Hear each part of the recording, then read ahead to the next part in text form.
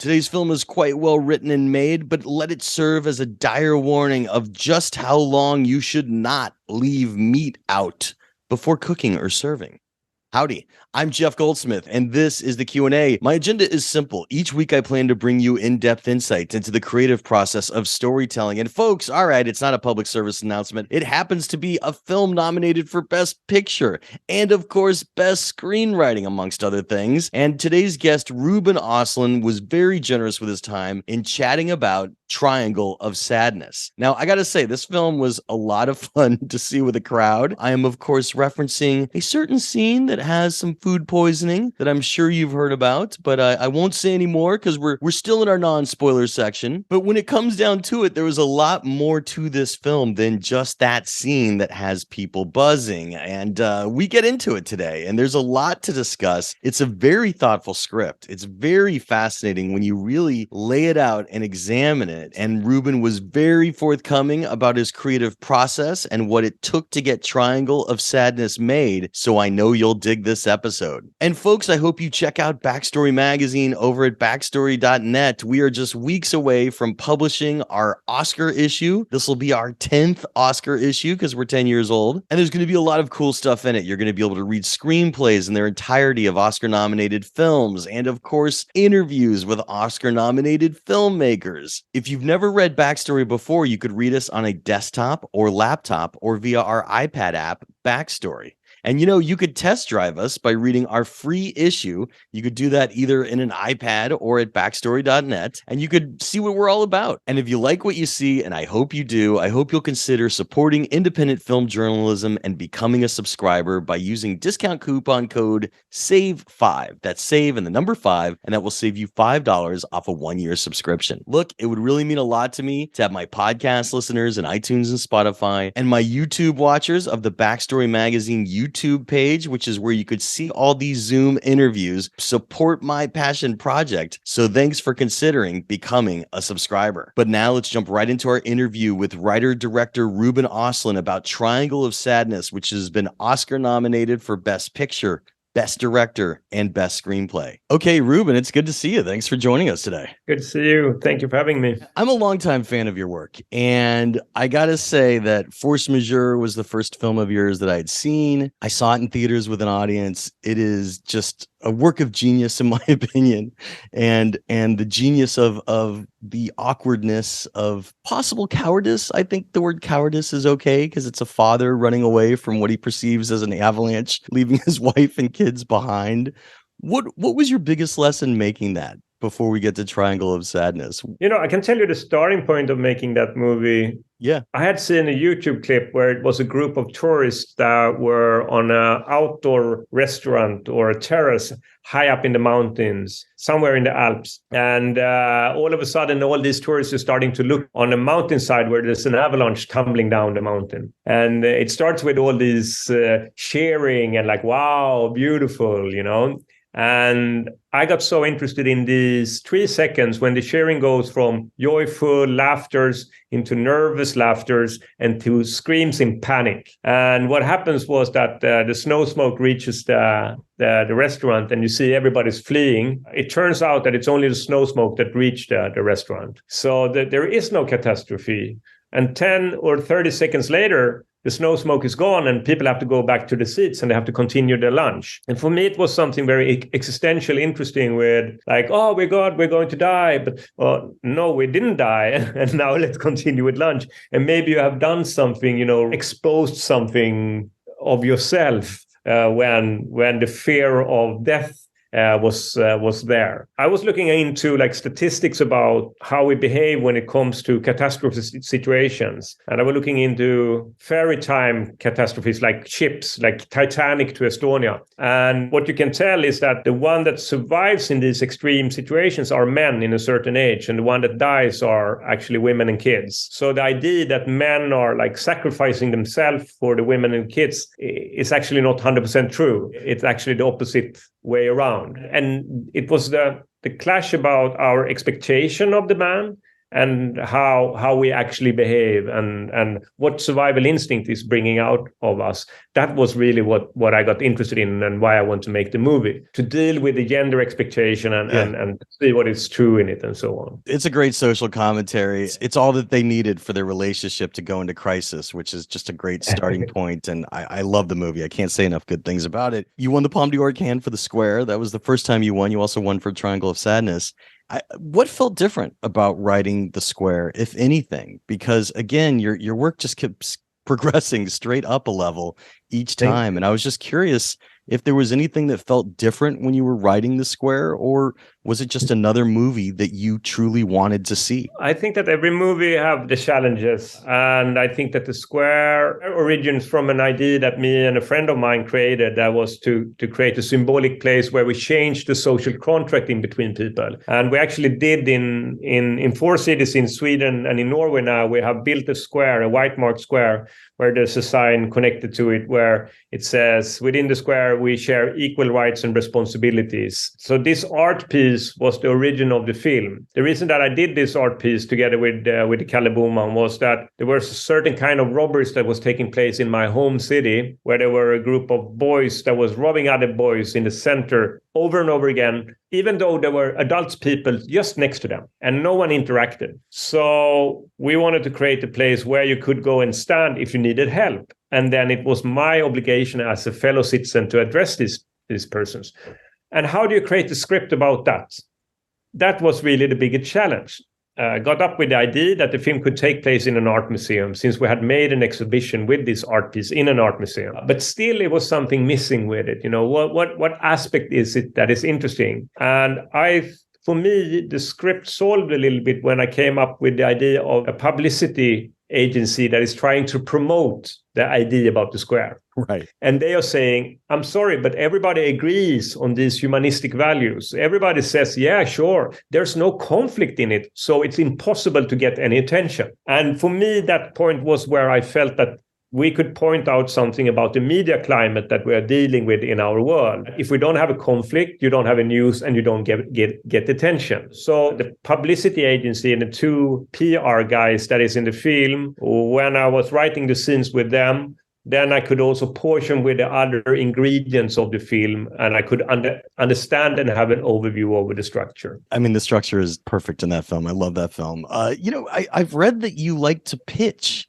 your ideas when you're coming up with them. And some writers, they really don't want to talk about it until they have that first draft. So they could keep it close to them and let it percolate on its own. But you know, I've read of some writers that also like to go for the process that you seem to like. What do you like about pitching your ideas either before you're writing or as you're writing to get that instant feedback early on? I think it's because that I learned so much how to communicate my idea. And I also learned actually how to direct the film when I'm doing the pitching over and over again. The third aspect is definitely that I get so much input from the people that I'm pitching to. So they are giving me response and they give me fresh ideas back. It's basically playing ping pong with 2 brains instead of just playing ping pong with myself and the paper. It can be like when you're writing, it's basically like when you're sculpturing, that you can play along with the material.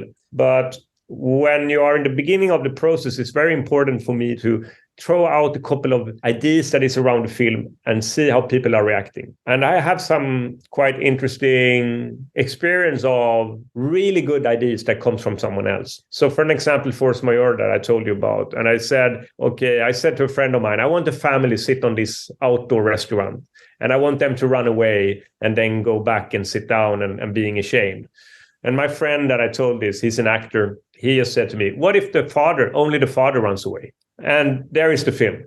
Yeah. You know? So that was one of the occasions where I really felt like, okay, it's giving me something back, definitely. Then I pitched Triangle of Sadness. I pitched it for a group of students in the school where I teach as a professor in film directing. And I was pitching, okay, we have these 2 models. They go to the luxury yacht. They end up on a deserted island.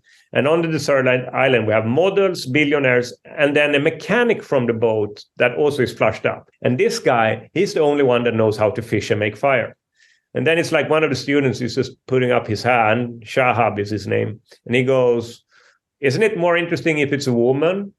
You know, And there it is. It's much more interesting to turn over the pyramid and also not put a man in top, but put a woman in top. Yeah, and you know, and it's not a mechanic, it's Abigail is who the character became, who is the lead maid, the head toilet cleaner, as they say a few times. So I mean, it's great for class there. Well, so you know, I just want to talk about your creative habit for a second. When you sit down to write, how important is outlining to your process? I think for me, it's very important to know exactly where I'm coming from and where I'm going through the whole film. And that's also why the pitching process is so long for me, because I like to pitch the film and tell about the film to the point where I can tell it from the beginning to the end. And when I know how to tell it from the beginning to the end, then I can start to write it down. Because what happens if you, for me at least, when I'm starting to write too early in the process, ideas comes up that I feel actually I have to change what I've already written. Then it's a little bit of an obstacle to rewrite everything. So I have to know quite much about the film and the outline of the film before I sit down and write it. And also I feel like if I know where a scene is going or where the film is going in general, it's much more easy to write the scenes. Then you have narrowed down a little bit of the possibilities. How long would you say that process is of just kind of pitching it to people? Like for Triangle of Sadness, how many months, if it was months, were you pitching it before you're like, you know what? I'm ready to sit down and write. I think it's at least for half a year or something like that. And I often do it together with the process of doing promotion for the previous film. So when I was traveling around with the Square and doing interviews, I very often ask the journalist, don't you want to hear about my next film? And then I get an opportunity to pitch the next film. Right. And it goes on for at least half a year, I would say, with Triangle of Sadness. And now I've been pitching The Entertainment System is Down, that it's my next movie for equally long time. Pitch it to our listeners. What do you want to tell us about The Entertainment System is Down? You know, okay, I'm making this film that takes place on a long haul flight, and I think the flight in itself is a very interesting environment because it's one of the few places where I'm not connected to the internet, and it gives me a free space in some way. You know, I often have quite good thoughts when I'm landing the plane and putting on my phone, and I enjoy to put on my phone and get back to the internet world, but also the free space of no internet is also giving me a lot of interesting thoughts, and it's unique today, basically. Yeah, I was looking into a little bit on human behavior from the aspect of that we constantly like to distract ourselves. We don't like to be left alone with our thoughts. It's something that we consider horrible, actually. And I thought it would be interesting if you have this long haul flight, it maybe it's like 17 hours or something like that. And quite soon after takeoff, the passenger gets the horrible news from the crew that the entertainment system is not working. So when the iPads and the iPhones is starting to charge out, we have modern human beings that is completely used to distract ourselves, that basically are dopamine addicts. Are left together with no digital distraction. And so I'm going to look at modern human being, how we are dealing with that setup. Well, and the title obviously is telling us that the entertainment system is down. Exactly. So, you know, unless you brought a book, what are you going to do on this plane? You know, I'm curious, have you ever considered crossover? Like, could Carl or Dimitri end up on this plane? That would be an interesting idea. But I feel often when you do things like that, it's a little bit of playing with a meta layer that doesn't really give something to the content or the thematic of that specific film. It's more like, you know, blinking your eye towards people that have followed your previous films. And I have a problem of doing that. I actually have a problem of using actors more than once also. Because I want to create a new universe. But right. I will try to use actors that I worked with before, but it's always a little bit of hard for me to make that decision. All right, just curious. I mean, Abigail might have a new job working on the plane, so who knows? Yeah, maybe she's in first class. With you. Maybe she's in first class. Exactly. She is. She sold that watch that she got off Dimitri. Well, so you know, I had read that your wife is a fashion photographer, and as you're looking into Triangle of Sadness and you're pitching it, you also at one time did a fashion collaboration, which, if I got my information right, was called Discreet Bourgeois Clothing. And Discreet Bourgeoisie. Yeah, exactly. Yeah. And it seems to me like you're kind of already in this venture that you were doing, referencing Buñuel, the discreet charm of the bourgeoisie. You're right. I would guess. Like, are you a Buñuel fan? Because I was sensing a bit of Viridiana going on in Triangle of Sadness. Yeah, 100%. I showed a couple of my films at the American Cinematheque in LA last time I was in LA. And then I should pick a black and white movie, and then I picked Viridiana. And I had an introduction speech about what I feel about Buñuel and why I like him and so on. And one reason that I think that Buñuel is important to me is because my mentors that were starting to make movies in the 60s and was very inspired by the French New Wave and the European film movement at that time, for them, Buñuel... They told me stories about Buñuel always. They told very fun stories about Buñuel. And they told about, especially Viridiana, and the kind of approach that Buñuel had, that he is twisting and turning with hierarchies. It's not like, the homeless people in Viridiana, they are not nice, like they are expected to be, if you look at it from a more conventional way of storytelling. Right. The concept there is they're expected to be grateful for what they're given by this nun who is trying to be kind to them. Yeah. And, her learning curve is that the poor that she is working with are not so humble and could be as merciless as the wealthy people that she was seeking refuge from. Yeah. And I felt that Buñuel, he is not, packaging what he believes is true in a way to make it comfortable for the audience. So he much rather than trying to look at the things in life that we maybe don't want to admit that it is that way. Right. So to bring up some truth about the existence. Well, it's definitely a statement that I think resonated with you for Triangle of Sadness, in which, when the tables are turned, the working class is just as bad as the bourgeoisie. I mean, there's another aspect of that I was interested in when it comes to Triangle of Sadness. And it was that if you look at, for an example, many countries that had a revolution and they have been living in a dictatorship, a totalitarian dictatorship, and you have a revolution, then when you're trying to create a new society, it's very hard to create a democratic, fair society if you are brought up in a totalitarian dictatorship. Sure. So many of these countries that have had a revolution and trying to break with the tradition of a not democratic country, they end up in the end anyway being totalitarian and being dictatorships. So it is complex and hard to create a society that we put trust in and that we believe in. And I guess there are romantic ideas about the revolution that is also giving us these ideas about what the working class would do if they get in power. It's always human nature that is going to screw up the best ideas.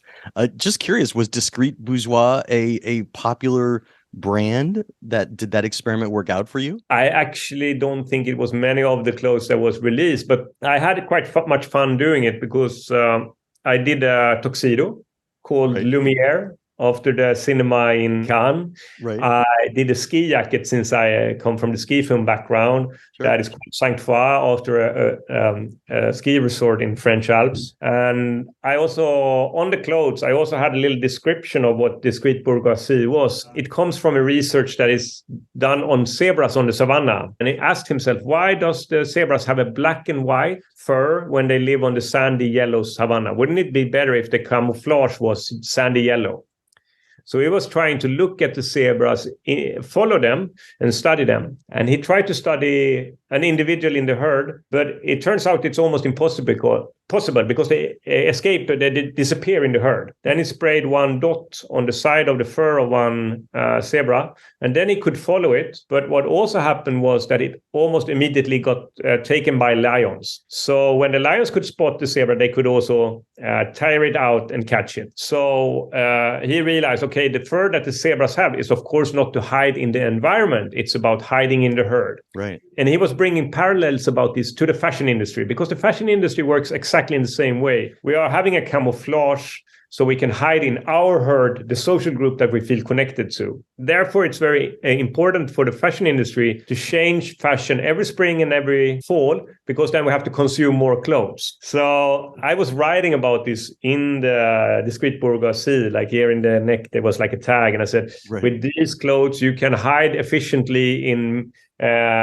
middle class and upwards. And so I had a little bit fun. And not have a target on you. I love it. That's Yeah. fantastic. You know, at what point when you were writing Triangle of Sadness, did you realize that it was not just going to be the story of Carl and Yaya, but it was going to be a true ensemble where we break away from them? It was quite early when I realized that I wanted them to end up on the yacht and on the deserted island. And when I started to pitch on what was going on the yacht, and I had the idea about this Marxist captain that has his little revenge on all the passengers, always having the captain's dinner on a day when the weather gets rough, right? And him reading from the Communistic Manifest to the vomiting passengers of a luxury yacht. Then I felt, okay, this film is going to be more of how to say, an ensemble piece, and there are other characters that it's going to play a bigger role than only Carl and Yaya. You did a fantastic ensemble. I'm curious, when you sit down to write and when you're finally in the script writing phase, do you give yourself a deadline of hours per day to write, or do you give yourself a deadline of pages per day to hit? No, I don't do anything of that, actually. I think that the most important thing that I've learned, I think maybe actually from Ingmar Bergman, I heard that what he did, he went to his office, to the room where he's sitting and writing, going in there in the morning, and he didn't leave the room until, let's say, 3:00, or maybe going and eating lunch and then going home 5:00. Sure. So it's actually the hours that you spend in the office, and you're going to sit down where the computer is, and you're going to try to write for a while, and then you're going to do something else. But it's the time that you put off to being there and you're thinking about writing and have it in the back of your mind and trying to get back to it. Because I have a very hard time, to sit like 5 hours in a row and just writing. So for me, it is just to go to the office every day and have the stamina of doing that every day, and have the stamina of spending the hours in this room and have the computer in front of me with the Word document there so I can sit down and write when I need to do it. How long did it take you to reach your first draft of Triangle of Sadness? I don't know, but I would guess a couple of months. And that is because, of course, that I already have pitched the film and I know the outline of where it's going. But if you were looking into how many versions of the script, I think it was version 76 that is in the end became the script that we was filming. Even though there are small changes, it was quite many versions. Every version that is that I read it from the beginning to the end, and then I change things, and then I do a new version. And so how many pages was it? Oh, I think it was like 146 pages or something like that. Okay. Maybe a little bit more. I also published the script as a book in Sweden. So both Force Majeure and The Square and Triangle of Sadness is published as novels, basically, in Sweden. What was your budget and schedule? I think the budget was like 12 million euros. I asked for quite many shooting days when I'm doing my films. I produced the films on a company that I own together with one of my best friends, Eric, that is the producer. So we have kind of control how we want to portion the money when it comes to the production. And on this film, we have maybe 65 shooting days. And on the previous films, I've had around like 70 and 65 shooting days. Because of the pandemic, I edited the film 1 year more. Normally, I have a cycle of 3 years when I'm doing the movies, but this time it took 5 years to do this movie. Well, podcast listeners, we're right in the middle of it, and we are going to get to the spoilers. So for our podcast listeners on iTunes and Spotify, and our YouTube viewers of the Backstory Magazine YouTube page, if you have not yet seen Triangle of Sadness, fix that. Go see it.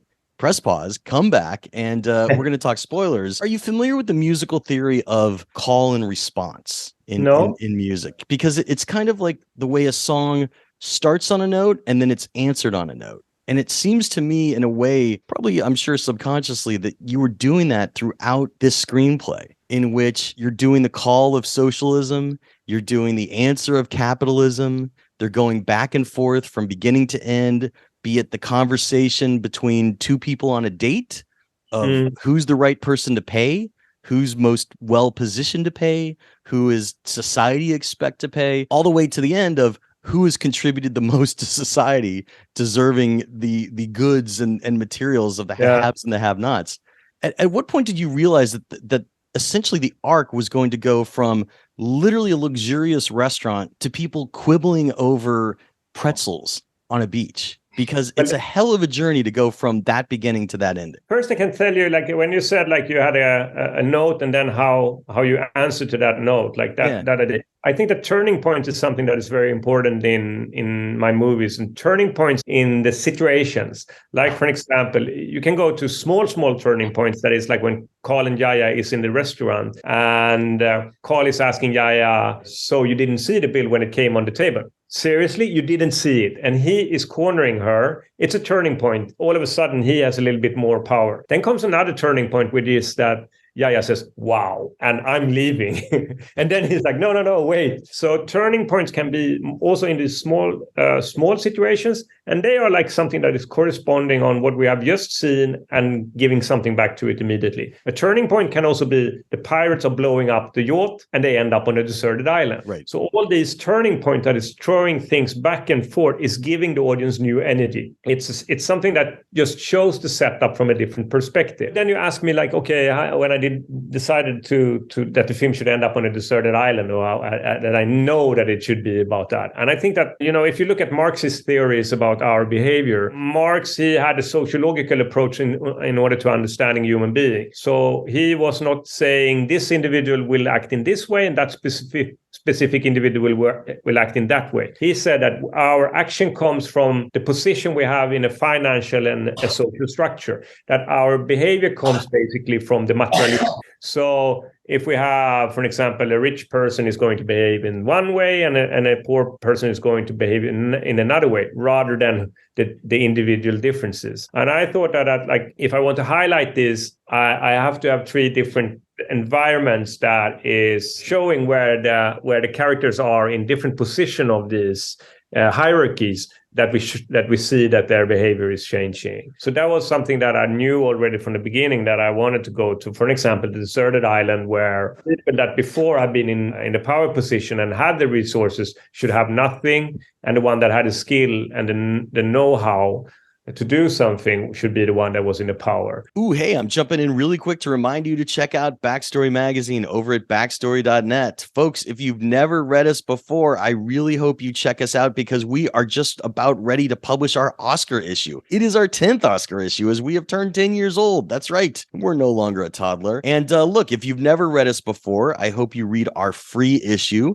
which you could read on a desktop or laptop, or via our iPad app, Backstory. And once you take a look at our free issue and see all the cool stuff in there, and you take a look at our archive, which currently goes all the way back to about issue 18, and we're still adding new old issues to it, so we're almost done with our archive. Once you check it out, I hope you consider becoming a subscriber. And if you want to subscribe, I'm making it easy for you, because I'm giving you discount coupon code SAVE5. That's SAVE and the number 5, and that will save you $5 off a 1-year subscription. So look, it would really mean a lot to me to have my podcast listeners and iTunes and Spotify and my YouTube watchers of the Backstory Magazine YouTube page support my passion project. So thanks for considering becoming a subscriber. But now, without any further ado, let's jump right back into our conversation with writer-director Ruben Östlund about his latest film, Triangle of Sadness, which has been Oscar nominated for Best Picture, Best Director, and Best Screenplay. You shoot chronologically, and that's a luxury. Some directors can't do that. Some directors couldn't care less. I love that you do it. What was something that you benefited from by shooting chronologically on Triangle of Sadness? One scene is, you remember the character that is sliding around on the floor in her own vomit. Sunni Meles is the actor's name. You're Dimitri's wife. Dimitri's wife, exactly.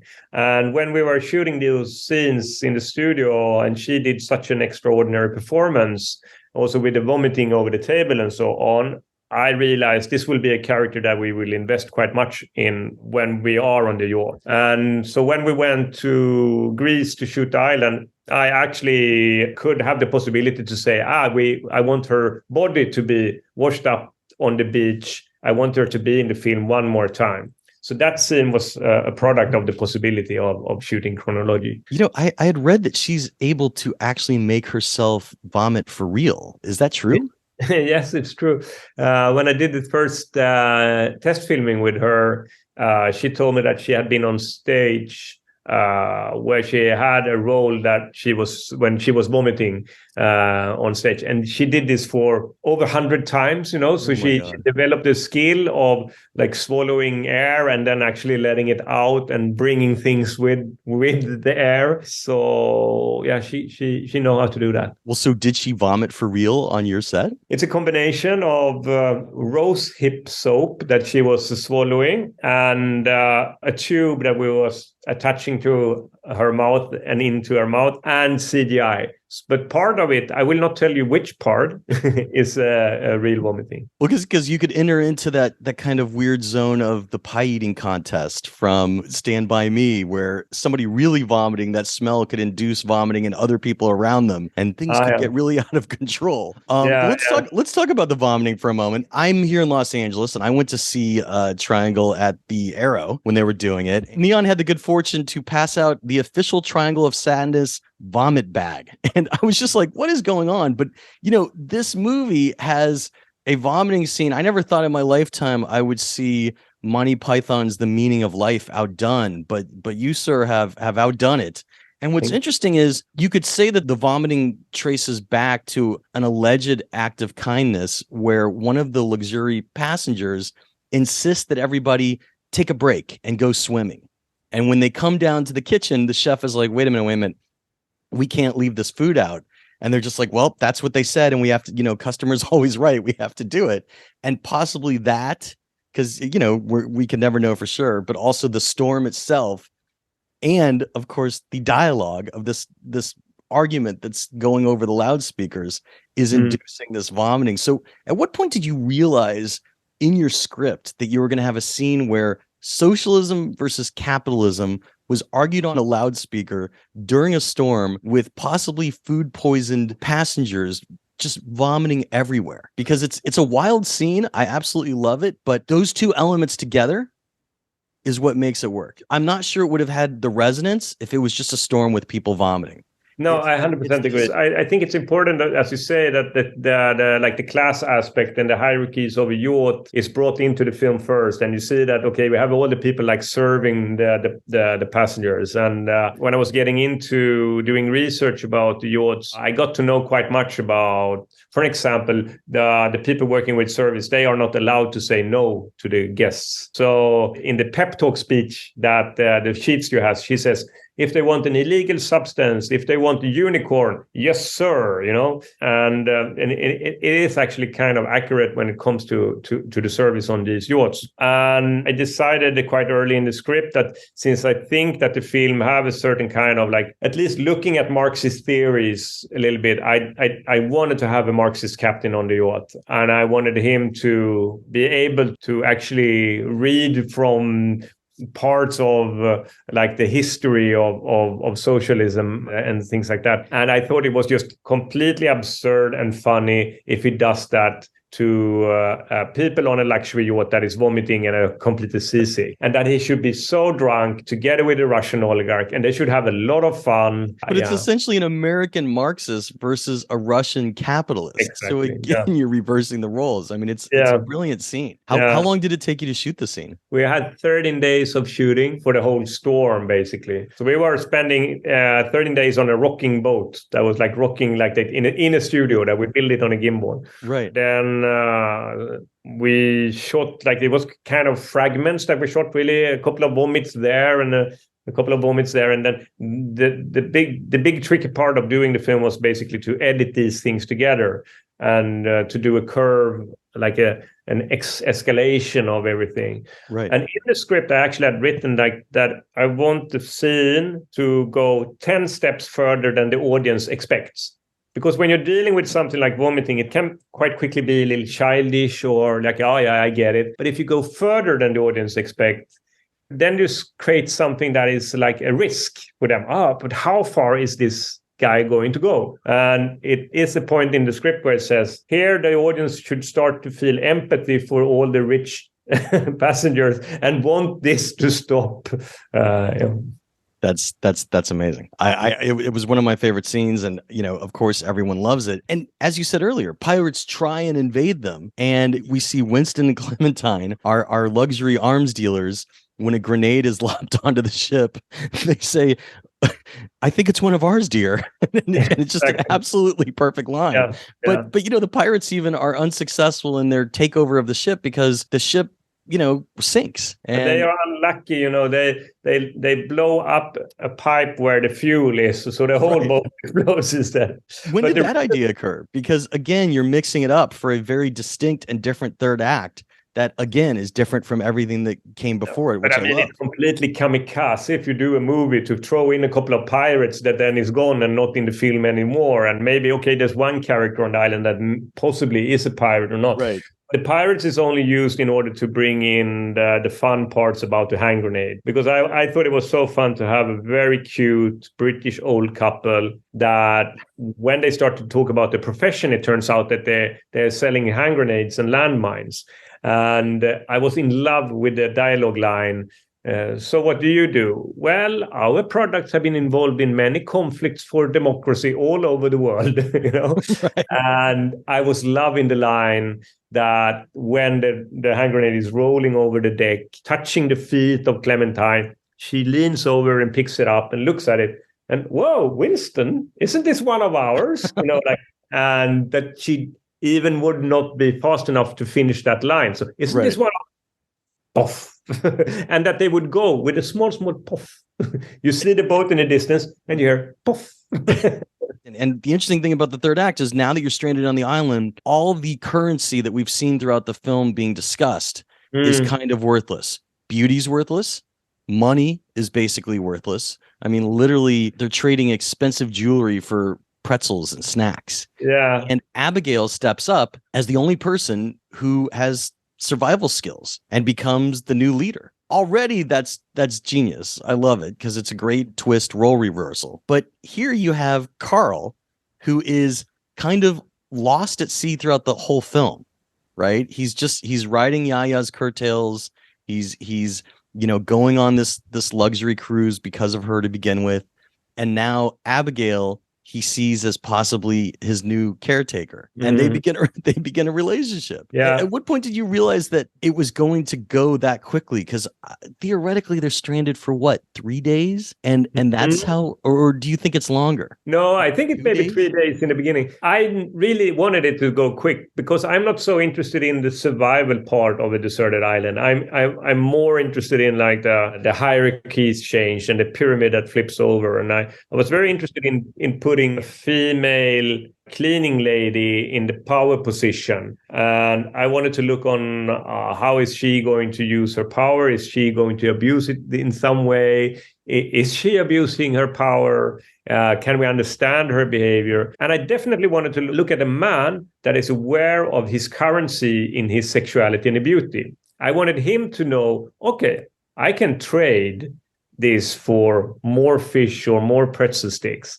And because maybe a little bit, because I think it's a discussion that we don't really talk about. Sexuality and youth and beauty is a currency in our society. And if you look at the behavior that is on Instagram and so on, it's completely obvious that it is. It's actually quite strong currency in our times. So when you have a man using his beauty and his sexuality as a currency, you don't immediately do him into a victim. And that was the setup that I thought was interesting, to play around with that character, and we don't consider him a victim immediately. Is Abigail just victim of absolute power corrupts absolutely? Is that why we see her take a turn and, you know, live out as obnoxious as the passengers that were obnoxious to her? Maybe she have learned to be obnoxious and the behavior from the youth, but I also think that there's an artist that I've said the abuse of power comes as no surprise. And I think it's very hard to create like a society and a structure where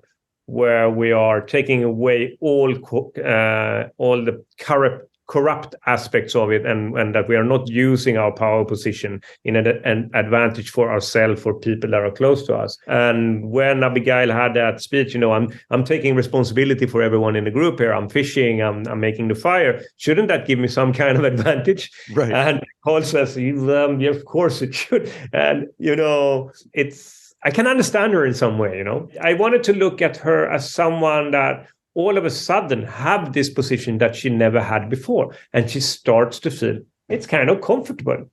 And I think that one thing that happens with us human beings, we have a really hard time to climb down the ladder.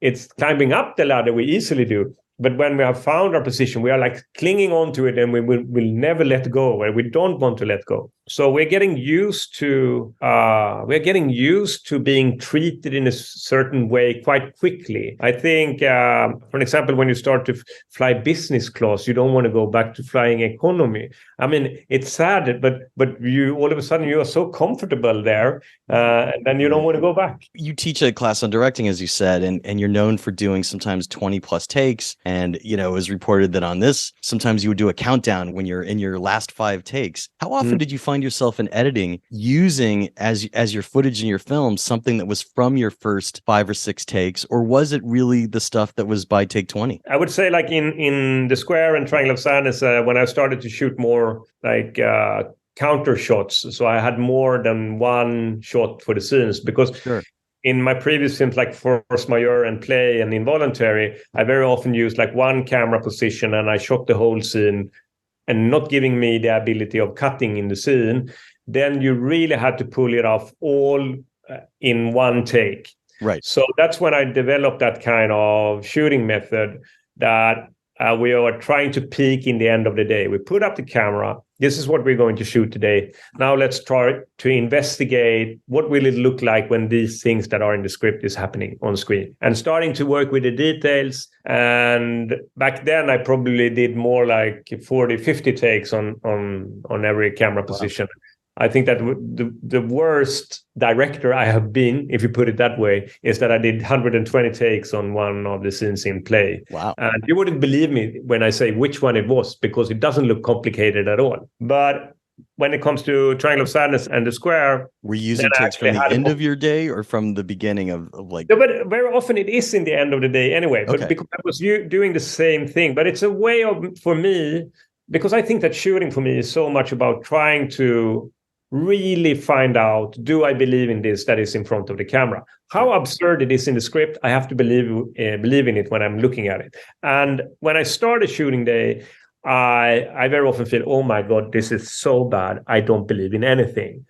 And then you start to repeat it, and very often the actors take care of it themselves. They manage to work with the rhythm, and the concentration in the scene happens just because they get to know the scene better. But then you're also sculpturing the scene, and in the end, when you have something that you feel, here it is, and the scene is played out quite similarly every time you do it. I don't like improvisation in the end of the scene or the end of a day of shooting a scene, but in the beginning of a day, it can be useful in order to find out how to do it. Then in the end of the day, when we have it, here it is, take a break. When you come back on set, 5 takes left, and then I do a countdown. The reason that I do that is because I want to create an intense feeling of the presence when we are shooting. Just to compare with ski filmmaking, when I was filming skiers skiing in the powder on a mountainside, it was a dangerous aspect to that made everybody very, very present.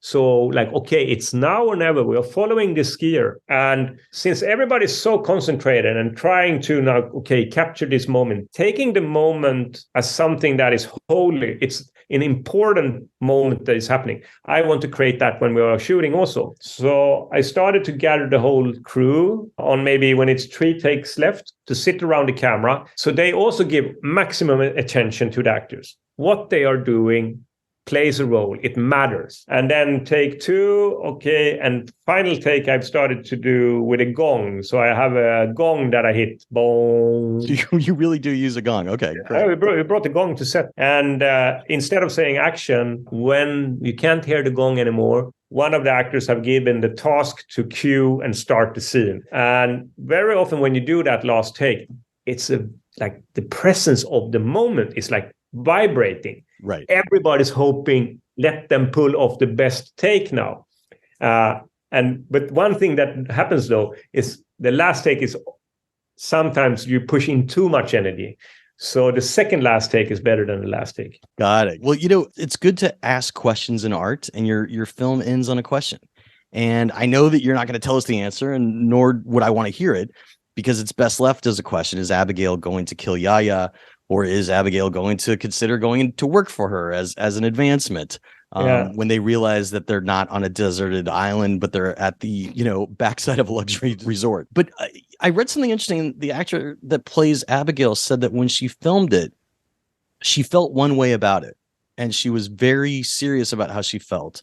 But in the months since, she feels differently about it. And I'm just curious if your feelings are the same about whatever the answer is in your head from when you wrote it to today. It's interesting because when I wrote that scene, and the decision came early that I wanted to end in the dilemma. And the main idea I had was that I wanted the audience to identify with the dilemma, that they could see themselves in that situation as Abigail is dealing with. That they could understand that, okay, in order to maintain her power, maintain her position in the group of the island, she might be willing to use the stone and kill Yaya. That was the only thing that was important to me. And then I have actually not been interested if she does it or not, because both possibilities can happen.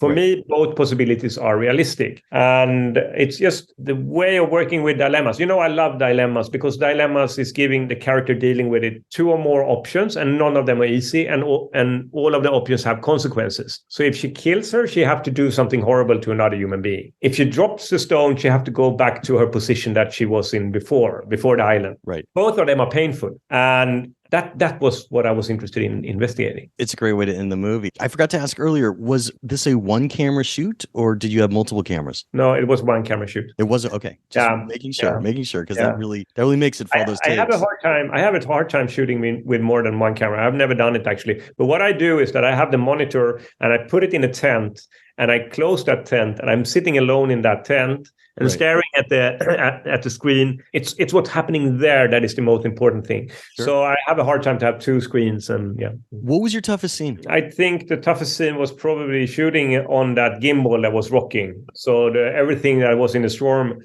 because it was so chaotic. And I'm a director that like it to be in control.